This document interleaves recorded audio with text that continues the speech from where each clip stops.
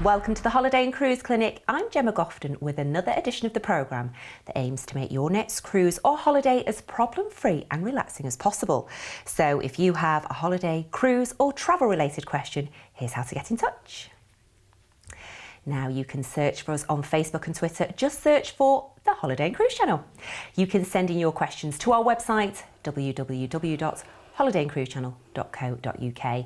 Or what about sending us a good old-fashioned letter to the Holiday and Cruise Channel, Cavendish House, Brighton Road, Liverpool, L22 5NG. Now, in today's programme, we're talking about cruise holidays with the emphasis on fun cruising for all the family. What's your idea of a cruise? Is it sitting down, relaxing, or getting active on the water parks? Well, there's a cruise out there for everyone, no matter what age you are. And here to tell us more about fun cruising is Bella Romano from Carnival Cruise Lines. Firstly, Bella, welcome back. Hi, Gemma. You are a good friend of the show, so I know we get lots chatted about today. Yes, of course. Let's talk about cruising and the popularity of it and why we think more people are taking cruises. I think personally, like, more and more people are taking cruises because now there's just such a variety. There really is a cruise ship for everyone, and I know it's a bit of a cliche, but you've got like the smaller ships, you've got the large ships, you've got everything in between, and the value for money that you're getting versus like a land-based holiday, and the kind of variation of the destinations that you're going to and the service on board all really add to the package and to what you're getting on board. Well, I don't think we can gloss over value for money, can we? Because let's start this from the very beginning. Somebody's deciding to take a holiday, and they're going through, you know, their online or the brochures or whatever, whichever way they choose to do it. Sometimes when you look at the price of a cruise holiday, you might go, eek, that's a lot. But actually, what we need to point out to people is about breaking the cost down. What's included in that cost? Yeah, that's right. When you look at a cruise holiday, you're getting everything on board, from your food to your entertainment in the evening, and that can be like West End style shows, comedy clubs, you know, you've got live music on board, you've got pianists on board, you've got all these things that you'd actually pay extra for. And during the daytime, not forgetting, especially on board like some of our ships, we've got the water park on board, we've got cinema screens, we've got an IMAX cinema, so there's so much there, and most of it is included in the package price that you're getting, and you're going to all these fantastic destinations, and obviously you've got beautiful accommodation that you're staying in on board, and also the fantastic service from all the staff that are there to do just about anything for you. And the major point for me is, yes, we're seeing all these fabulous places, but I only need to unpack once. Yeah. That for me is such a big deal. Because when you go on road trips, for example, yes, it's great, you're going to all these fabulous places, but the thing you need is at the bottom of your suitcase every time, and you only want to unpack a couple of things, but it's right at the bottom. Yeah. So you can be settled and relaxed and chilled in your own space, but you're still seeing maybe 6 destinations maybe in a week, or 5, whichever you choose. Definitely. You don't have to live out of a suitcase, you know, you can unpack, go out for the day. You've got all these beautiful ports of call, and it's like you're on a tour, but kind of in a luxury way. Yes, luxurious, that's what we like. Now, you've said and I've said there is a cruise for everybody, but is cruising for everybody, do you think? I think that everyone should give it a try, because you don't know unless you try. And lots of people will say about certain things, you know, oh, cruising's not for me, or touring's not for me. But unless you actually try these things for yourself, you don't know. And there really is so many facilities on board the ships that there probably is going to be something that you're going to enjoy, some aspect of it, whether it's, you know, the casinos and the kind of nightlife and things on board, or maybe it's the relaxation side of things with the spa and the adult-only areas, or maybe it's going to be like the fact that the kids are fully catered for and you can relax and just let them enjoy themselves, and you know they're safe on board, or the fact that you are visiting all these beautiful destinations every day. Well, we talk about the kids being entertained, and actually that is such a huge part of any holiday, because once they're happy, everybody else is happy. So what can they do on board? Well, apart from the fact that they've got kids clubs like running all day long, every day basically. So we don't have to see them, is that what you're saying? You don't have to see them if you don't want to. And if they're anything like children that I've travelled with before on board, then they just want to be at the kids club with their friends, you know, hanging out, doing whatever they want to do or whatever they do in these clubs. And we've got clubs from the ages of 2 up to the age of 17 on board our ships. So there's a real kind of range of ages, and they're fully catered for in those clubs. But apart from that, you've got the water parks on board, you've got the a brand new sky ride on our newest ship, Vista. So the sky ride is like a bicycle ride in the sky basically. So something a bit different. You've got IMAX cinema, you've got, you know, cinema, outdoor cinema screen where you can sit and eat popcorn and watch a movie together, so have family time if you want it as well. Well, because we're talking about family time, let's talk about sort of the demographic of people who cruise now. You know, maybe 20 years ago, 10 years ago probably, it was retired couples, time on their hands, got time, you know, they've got time to sort of see the world. But now, are you seeing more families on board?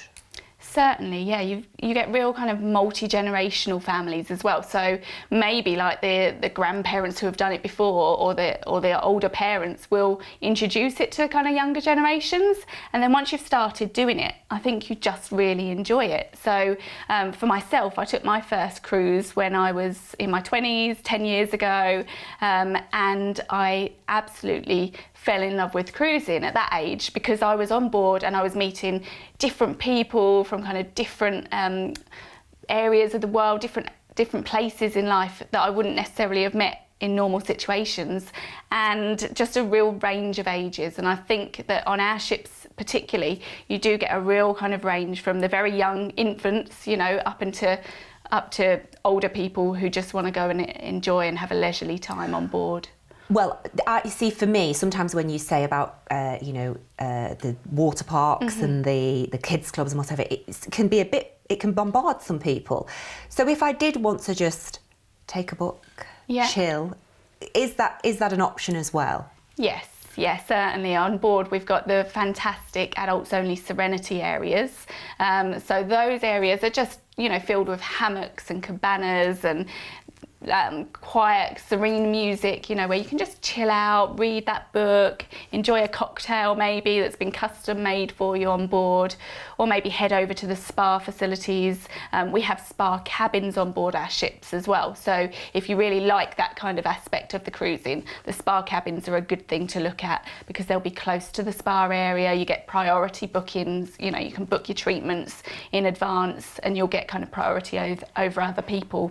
And I love to go along, have a facial, and then maybe go outside and have a relax in the sunshine in the adults only area in a hammock with my cocktail. You know, you can't get better than that, really. It sounds absolutely blissful. Yeah.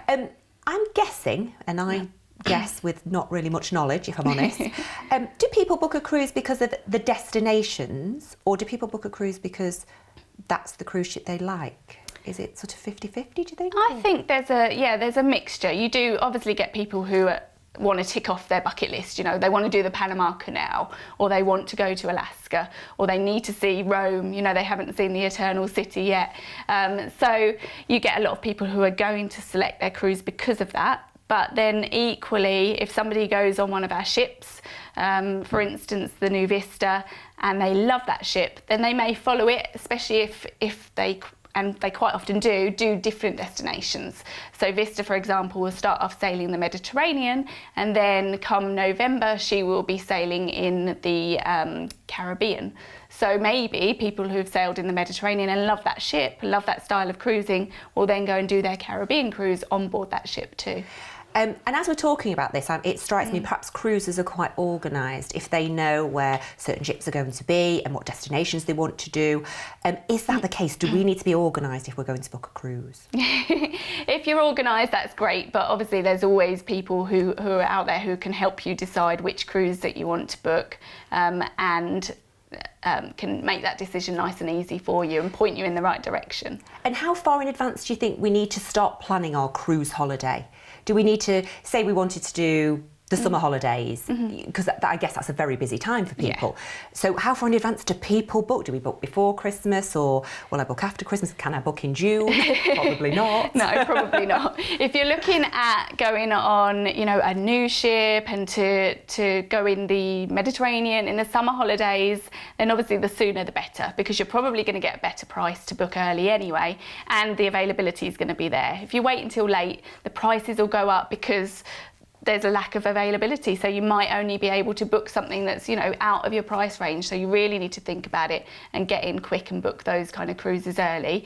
Our ships are on sale now till 2018, so obviously there is a need for it and a want for it for people to book up pretty early and in advance. Wonderful. Well, we're going to have a quick break. Don't go anywhere. Plenty more questions for you, Bella.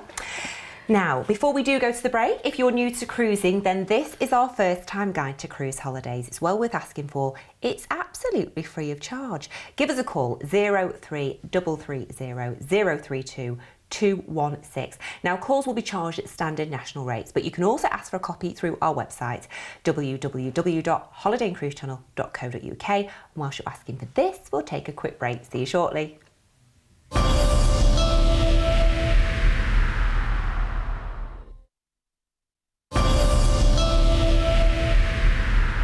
Welcome back to the Holiday and Cruise Clinic. It is great to have you with us. In today's programme, we're discussing cruising, and Bella Romano is still with me. Bella, let's have a... run away. No, she's not. No, she's not escaped. We don't let you escape. Let's have a girly chat now. Sure. Because here's my thing about holidays, and it does stress me, and I know it shouldn't. If I'm going somewhere that I don't know, maybe a cruise ship, I worry about what I'm going to take and what I'm going to wear.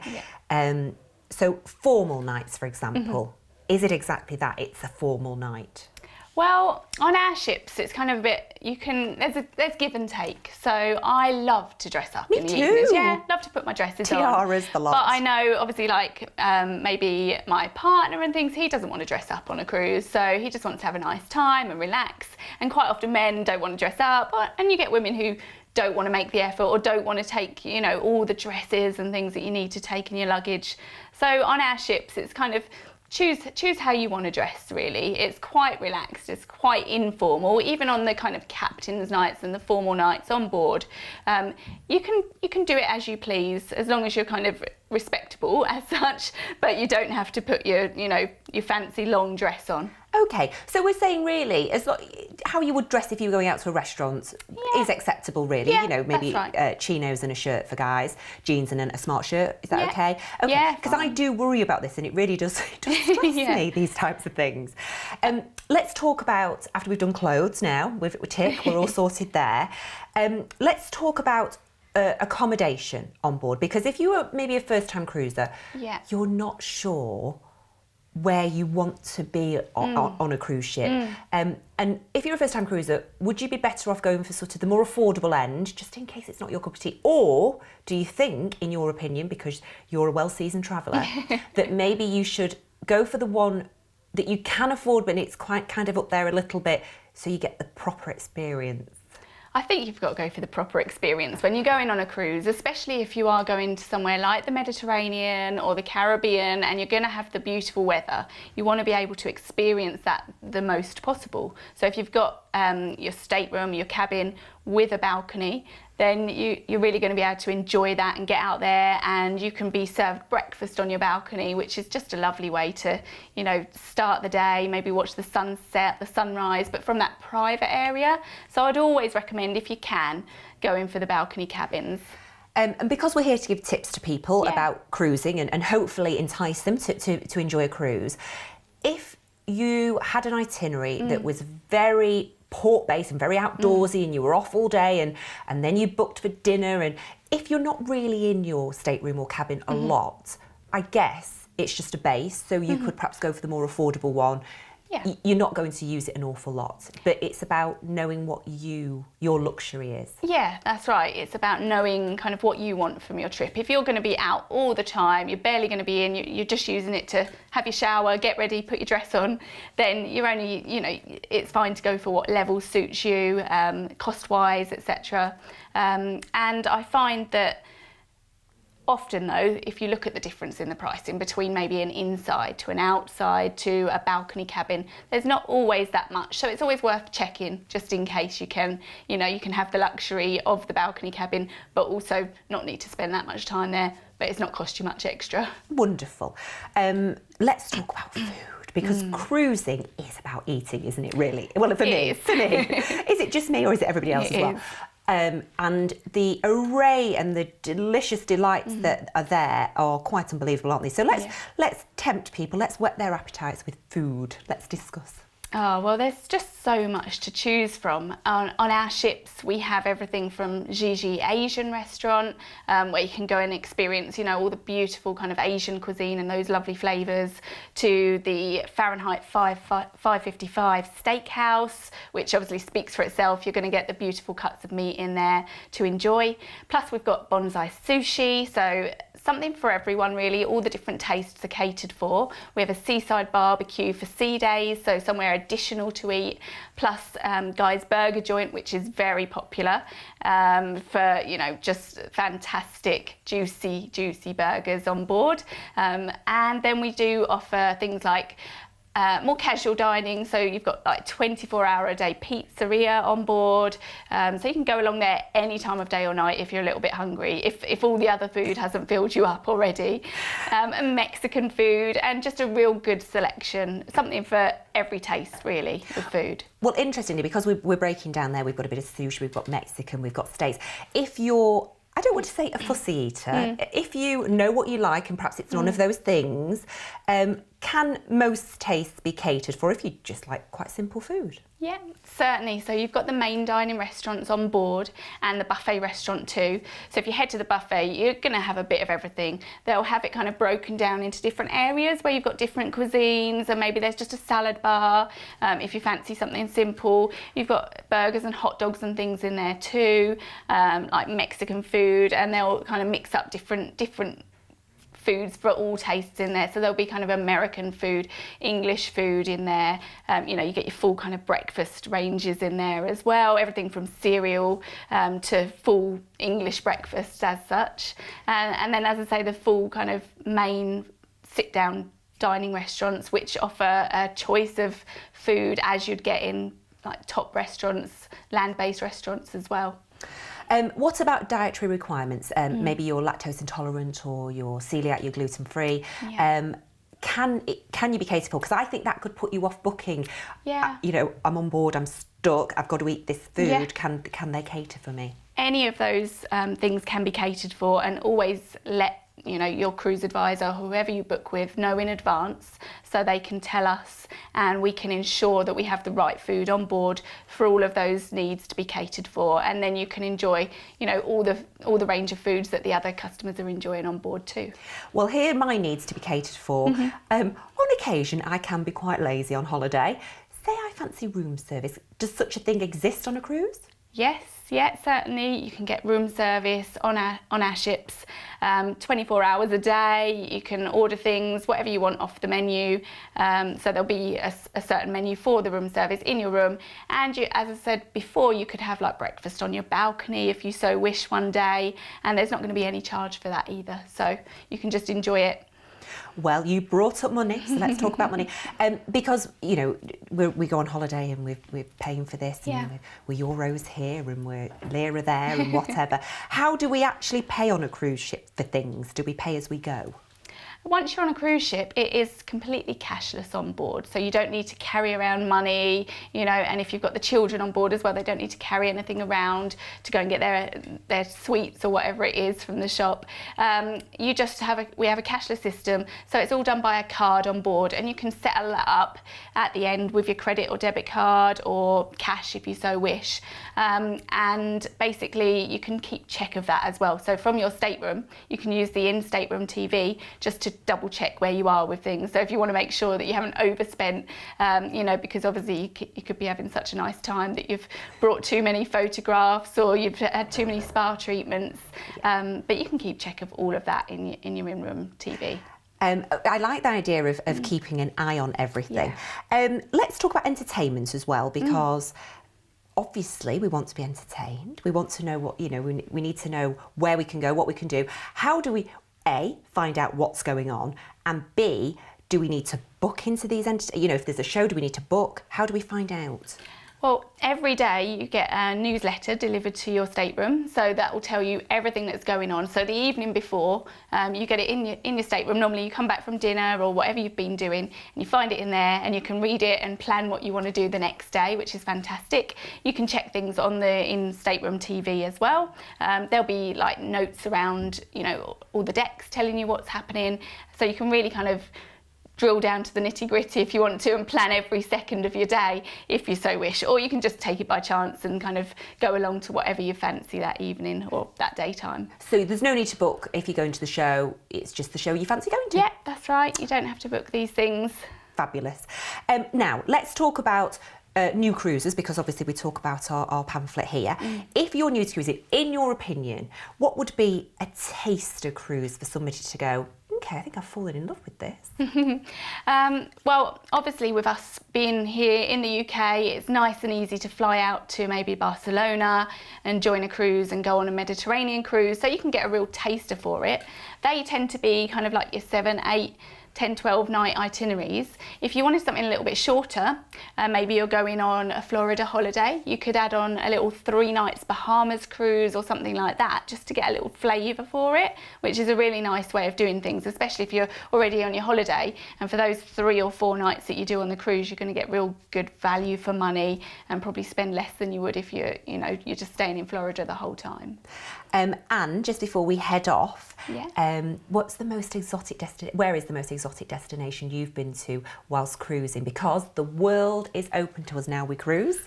The most exotic place I've been on a cruise is probably somewhere like Grand Cayman, where you can go and enjoy swimming with dolphins, or go and see the turtles there, and see all the beautiful like beaches and array of entertainment in that great island. You've missed out the main thing there, the tax-free shopping. Oh yeah, of course. Yeah.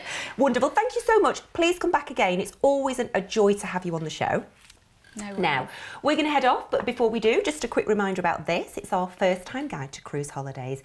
It's absolutely free of charge. Just give us a call, 03330 032 216. Calls will be charged at standard national rates. Don't forget, you can also ask for a copy through our website, www.holidayandcruisechannel.co.uk, where you can also get in touch with your questions for future programmes. So that's all we've got time for on today's edition of the Holiday and Cruise Clinic. My huge thanks to Bella Romano, and thanks to you for watching. See you next time. Bye.